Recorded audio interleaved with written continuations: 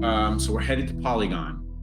VersoView, the application is, as I've said many times, it's very microtransaction heavy.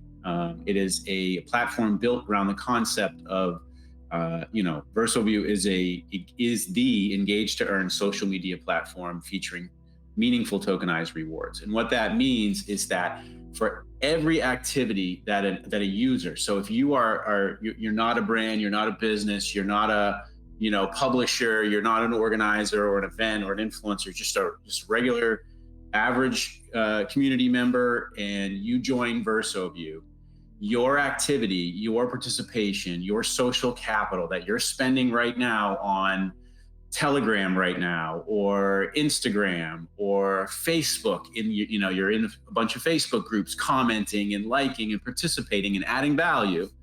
And maybe you're on YouTube and you're watching your favorite crypto influencers, and you're hitting the like button and the subscribe button, you're sharing the video onto Twitter to help promote that person, but you get nothing in return other than the enjoyment and information that you get from your groups or whatever. VersoView fixes all of that.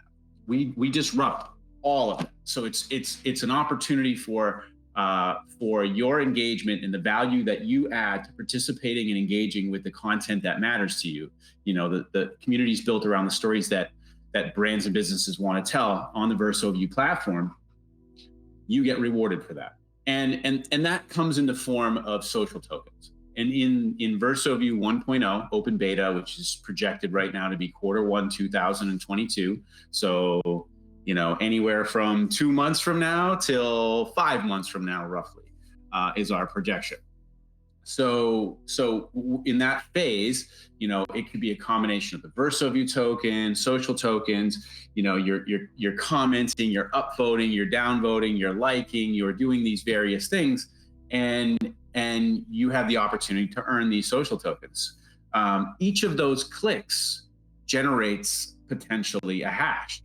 Whether that's that it's going to be a combination in later phases. These things will get more ironed out, but it's a combination of roll-ups. So we may take a gathering of activity that occurs and then hash that to the blockchain. But in any case, there is so many activities happening on the platform. Imagine, I think I saw Facebook's, they released their quarterly call to investor call yesterday, and I was reading through the minutes or whatever, and I don't remember the numbers, but it's something like 6 billion people or something. Can you imagine if 6 billion people are hitting like and making comments and sharing new content, and every single time the transaction's happening, and they're earning, right? And you're a user, and you spend 3 hours in your Facebook groups and commenting and reading the publications and liking and doing all this stuff, and you've earned $10 in rewards or whatever. Like, you've earned 80 of these social tokens and 7 of those and 15 of those, and you go to claim, and your $10 of value it costs $36 to process the transaction, and then it takes 3 hours to settle.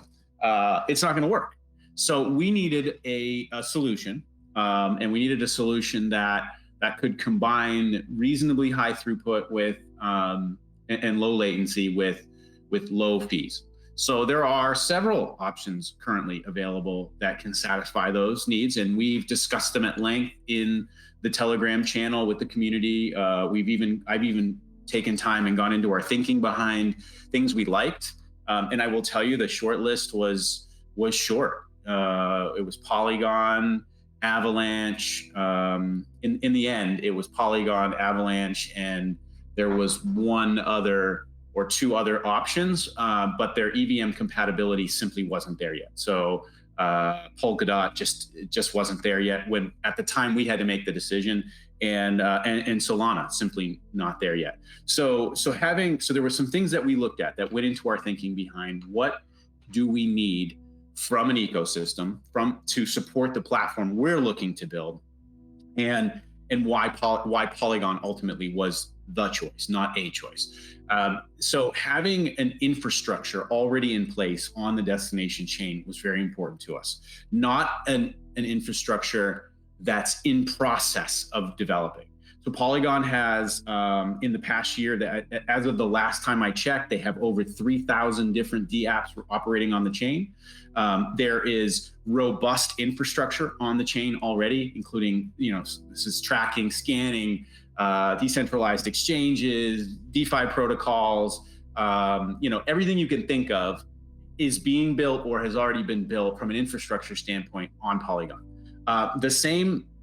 This summer, the same wasn't true at Avalanche. They've made incredible progress, and we love it. I mean, I think the infrastructure, the user experience is just phenomenal there. The 3-chain model is incredible. So when you're on the C chain for the EVM compatibility, it runs so fast, almost unbelievably fast. And that was a huge attraction point for us. But it's a little bit more expensive and the infrastructure wasn't quite there. So and then of course I already mentioned why some of the other shortlist items weren't chosen. They simply don't have the EVM compatibility that we were looking for, that our developers needed in order to port the existing development work into, so we don't have to rebuild the entire platform from scratch.